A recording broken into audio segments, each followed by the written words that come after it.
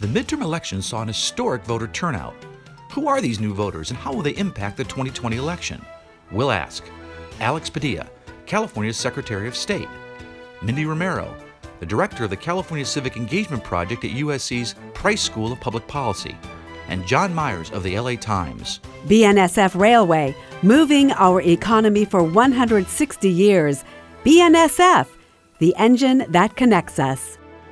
Additional funding for the Maddy Report made possible by a grant from The Wonderful Company, harvesting health and happiness around the world. From the California Channel at the State Capitol and the Maddy Institute, it's the Maddy Report with Executive Director of the Maddy Institute, Mark Keppler. Welcome. Voter participation is the bedrock of a representative democracy.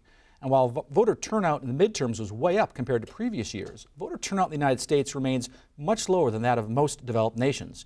Improving voter turnout has been the focus of our guest, California Secretary of State Alex Padilla. Welcome back to the Maddy Report. Thank you, Mark. And I got to say, you put it perfectly. The strength of our democracy depends on as many eligible people registering and voting. So we're on the upswing here in California. So how do we do? So general voter turnout in the 2018 midterms, how do we do? We broke records. It was the highest registration and highest turnout for a midterm election since 1982. Wow. So nearly doubled the number of ballots cast from 2014, just 4 years prior. So I like the trend that we're on. Yeah, it was huge. I mean, a lot of people we saw voting were particularly young people and typically various ethnic groups that traditionally don't really turn out that much. They turned out this time. Absolutely. Both demographic subsectors, counties, and the state as a whole in near presidential participation numbers. Right, so you expect a little bit lower in midterms, you expect it to be higher in presidential elections. So the numbers were pretty impressive. What do you attribute this increase in voter turnout during the midterms? Well, aside from a very aggressive Secretary of State, a couple of things. I mean, look, we'd be lying if we didn't say the national political climate right now has everybody paying attention. There's people around the state and around the country who are maybe thrilled as to what they're hearing from Washington. There's a lot of people I know that are afraid, angry, you name it, about what they're hearing out of Washington. But the point is, they're paying attention, they're aware, and they're ready to be engaged. And I see that translating both in voter registration and in voter turnout. Yeah, but there are some things that you did, or you've been involved with. Voter Choice Act. So in addition to that, yes, obviously leveraging public policy to make it easier for eligible people to be registered to vote and making it easier for people to cast their ballot. So for voter registration, it's not just online registration anymore, automatic registration through DMV. California allows pre-registration for 16 and 17-year-olds, and get this, well more than 300,000 young people pre-registered. You know, that's very interesting you say that, because people say, well, who cares, they can't vote. But actually, you should care, because voting is it's something you repeat, right? If you start doing it, it becomes a habit. Right. And so the earlier you get people involved, the more likely they're going to be voters. Right, and so I think we'll hit 500,000 by next year's primary, with well more than 100,000 turning 18 before then, being able to cast ballots. And then, of course, county by county, we're changing how we administer elections, giving voters more choices of when, where, and yeah, I how want to ask you cast about that. You anticipated my question of the Voter Choice Act. Can you briefly describe to our audience how it changed the way elections are conducted and what impact it's had in the 5 California counties that it was tried out in, I guess, in the 2018 midterms? Right. So the legacy way of voting is you have 2 options. You can vote by mail, and the majority of Californians have been voting by mail for several elections. And it's trending up. And it's trending up, or you can vote in person. But the voting in person option is pretty limited. Your polling place close to where you live, election day only, 7 a.m. to 8 p.m. Under the Voters' Choice Act, county by county, the voters in that county automatically receive their ballot in the mail a month before the election, and they have options for how to return the ballot. Through the mail, no more stamps necessary, return postage prepaid. Ballot drop boxes are installed throughout the county, and any voter can deliver their ballot to any box convenient to them in the weeks leading up to the election.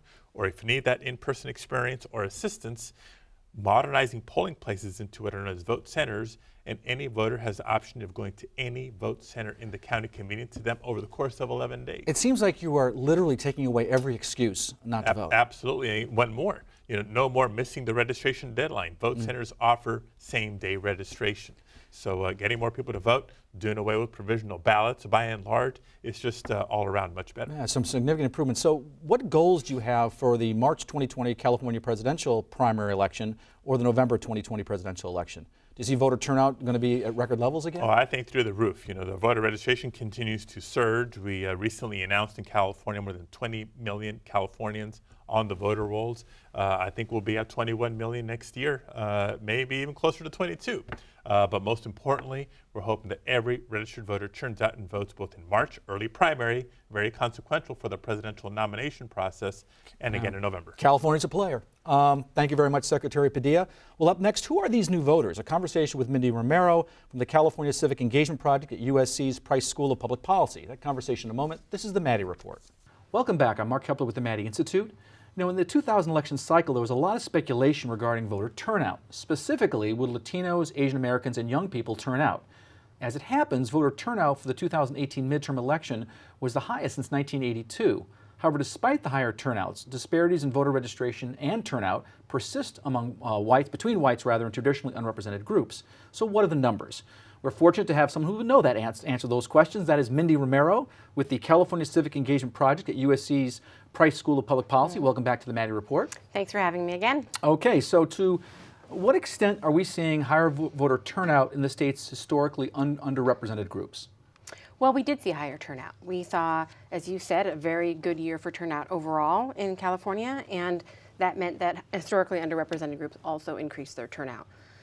For Latinos, for the total population, it was 50% eligible turnout. That's turnout of those that are citizen adults. For Latinos, it was... That's a pretty good turnout for a midterm. For a midterm, yeah. It might not sound so great for folks that want to see higher participation, but for a midterm, that's very good. Well, compared to the last midterm, it's an improvement, for sure. Yes, Okay. and as you stated, highest since 1982. Right. So for Latinos, it was 36% of eligible voter turnout.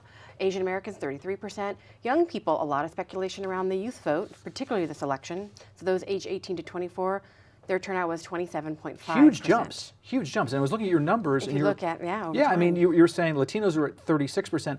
The last midterm, 17%. And then Asian Americans, same thing. Up from 18%. Young people, again, That age was 18 to 24, only 8% eligible turnout in the most recent comparable election, 2014 midterm, general. All right. Now 27.5. So big jumps. Huge jumps. Big jumps. Yeah. What about this difference between voter turnout among men and women? And also, does it vary by age or ethnicity? What the men and women divide here? It does, quite significantly. So for a very long time now, we have tracked, those of us that do this sort of work or research, we understand that women vote in higher numbers than men, typically a few percentage points more.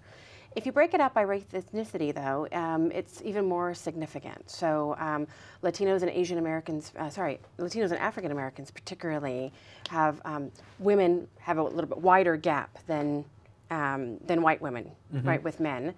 If you look at age, it's really striking because most of that gender difference is actually driven by youth.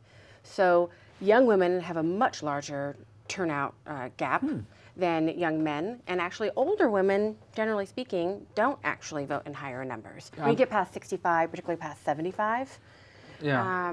Just speculating. So it's young women that are driving the gender gap. Could that be the Me Too movement having an effect? Well, the gender gap's been happening for a few decades. Okay. I think one of the things we're looking at is to understand in 2018 and going forward if maybe that might change even more dramatically.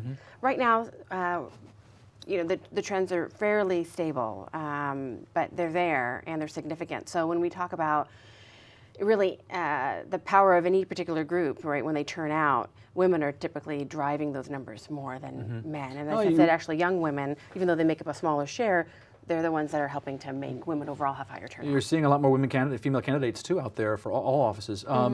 So what about geography? Does that play a role in turnout? Always does. So California is a very large, diverse state. We know that when we talk about a 50% eligible turnout rate for everyone, for instance, there are quite significant differences across the state by county and certainly by other types of districts, congressional districts, supervisory districts, whatever you want to, pretty much you name it. In this election that just passed in November, we saw that many of the typical players that are usually really high turnout, like Marin, were high again. Right. What was really interesting to look at was, since we know we had such a big increase overall for the state over 2014, were there areas that increased more? And there were. So counties like Santa Cruz, Los Angeles, San Mateo all had some of the highest, or had the highest, percentage point increase. What I was just over wondering, time. what about the valleys, the San Joaquin Valley? Because there were some, some would say, upset elections in the San Joaquin Valley where some Republicans lost to some Democrats, particularly one, I think it was Senate District 14, where Senator Hurtado won over Andy Vidak. A lot of people were very surprised by that. Yeah, so if you look at the competitive, 7 or so competitive districts that everyone across the country was watching in California in 2018, they did, by and large, have really high increases in turnout as well. They didn't necessarily all rank as the highest turnout amongst their fellow congressional districts. In other words, there actually was a lot of room to grow. So I feel like if you look at Valadeo 21, right? That's the same. There's a lot of overlap between that and the Senate district that also was kind of an upset. So they were ranked actually in the bottom quarter of for turnout amongst all fellow congressional districts. If you look at Latino turnout, really high increase, but still overall one of the lowest congressional districts for Latinos. So actually, some of the driving forces, there could have been even more of a dramatic, I think, change. So are we seeing the 2018 show us more of a representative electorate? Yes, and one of the key ways that we look at that, because you can slice the numbers a lot of different ways, is to look at the percent of actual voters. So that pie of voters that actually cast a ballot, did Latinos, did Asian Americans, did young people, any underrepresented group actually make up a larger share? And when we talk about underrepresentation, we're talking about numeric underrepresentation. So did their share of the pie of voters in that election, did it equal or get closer to their share of the eligible voter population? And in 2018, that happened by and large. So the gap narrowed. It didn't narrow dramatically, but it narrowed a little bit. Young people were 7% of the electorate. Latinos were 21% of all voters, almost the same as they were in 2016. Interesting. Well, up next, we're going to talk about what this means for the election in 2020. That conversation in a moment. This is the Maddy Report. Welcome back. I'm Mark Keppler with the Maddy Institute. We're talking about voter turnout in the 2018 election and what it may mean for the 2020 election with Mindy Romero with the California Civic Engagement Project at USC's Price School of Public Policy. So what are some of the lessons we learned from 2018 regarding voter turnout? We learned a lot. First off, if the context is right, coupled with really strong mobilization efforts, we can see some very impressive, historically impressive numbers. I think it also tells us that the stage may be set for a very good turnout in 2020. It's still very early. I want to ask you about that. Do you think, is past prologue, do you think we're going to see, now remember, this is a presidential election, so we expect higher turnout anyway in 2020. Of course. But are you going to see like that trend line continue with voter turnout? Well, number one, you're right. Turnout will be higher no matter what because it's a presidential. The question always is it high for a comparative election? You're comparing it to other presidential years. And I think a lot of the factors that made not only this past election in 2018 higher turnout, produced higher turnout, they produced higher turnout in 2018, also in 2016, and I think looks like they're going to be present in 2020. So I think many of us are expecting a good turnout year. Also, something historically unique is happening here. We are seeing now this higher turnout in what looks like potentially 3 elections is going to produce really a cohort of voters that maybe to some degree, probably likely wouldn't have voted prior, except voted because of the context that we're in right now. And that's kind of a learned behavior, isn't it? I mean, if you vote once, you then, earlier you vote, it becomes a learned behavior. Exactly. So they voted in 2016, voted in 2018 to some degree, then, they're more likely already to vote in 2020, but also maybe beyond 2020. Developing this, hyper-propensity voters, if you will, are 3 out of 4 typically as they're measured. That's 3 elections in a row. And whenever we see kind of an exciting bump in turnout for historically underrepresented groups, it usually is just that. It's a bump, and then it goes away. Right. We may be looking at something historically very unique, where we have a sustained bump, if you will. Right. Then the question is, after 2020, then what? How do we keep it? So I think many of those folks, because it is a learned behavior, they're going to be more likely to vote beyond 2020, but also how can we take what we learn and apply it to future elections to keep them, to make sure we keep them. Do you think we're going to see that gap continue to shrink between California's demographics and its voters? So there's this disconnect? Yeah, we already saw it a little bit in 2018. Right. Again, the trick is to maintain it. I think it's possible. I mean, it really comes down to expectations. How big of a decrease do you want to see? Are we going to see all of a sudden, in 2020, for instance, a representative electorate? No. The disparities that are entrenched in our electoral system are just that, they're entrenched. And we make incremental progress. Even now, the numbers that we're talking about for 2018, they're great, they're impressive, but they still, in the end, mean that we're still falling pretty far short of having full numeric representation. So I'm probably asked this in one way or another already, but can you see a trend emerging of increased voter participation, or is this just a kind of a function of the current political climate? I mean, Donald Trump, whether you like him or not, one thing he has done is certainly got people engaged and focused on politics and voting. I think when I was looking at 2016, we expected probably a bump, right? And then again, it would go away. I'm excited about the potential of this maintaining going forward. Just the fact that we will have folks that will be interested in the election system, actually participating in a regular fashion over 2 or 3 elections. Again, that makes them more likely that they're going to come out again. It's always a little bit iffy when any type of increase is based around, and it's not fully in this case, but when a large part of the increase, the context is driven by one person or one set of issues. Because again, typically, it's not just that people's interest goes away, it's the mobilization, the money, all that work around getting people out to vote can also go away to some degree. The trick is, I think we're set up really nicely to see a longer term pattern of higher engagement, but we have to do the work. Let's hope so. We want people to be engaged. So what are the political implications for 2020? A conversation with LA Times political reporter John Myers in a moment. This is the Maddy Report.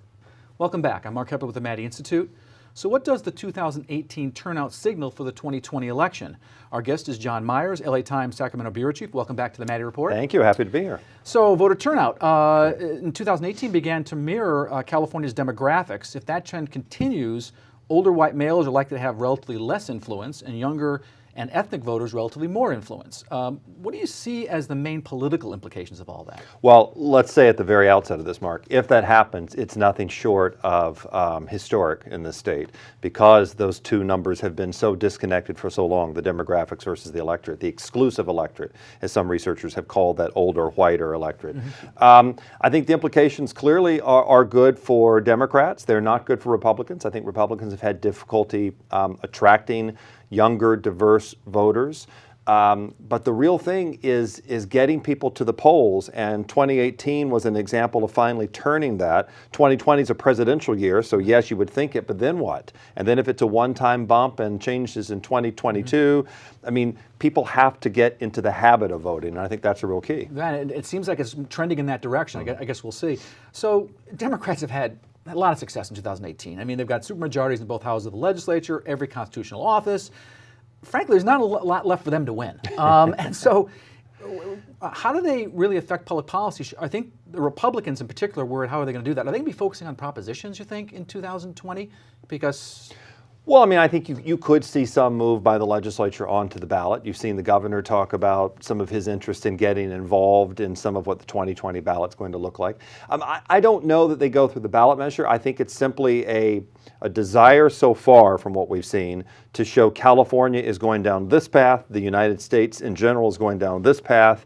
Pick our path. I think the more that they do in Sacramento, I think that's what they're going to run on. It's a record, so to speak. Well, I still want to focus on this theme of propositions. There's some controversial propositions that are going to be in the ballot. One is this attempt to amend Prop 13 to allow the taxing of commercial and industrial properties at market value, known as split roll.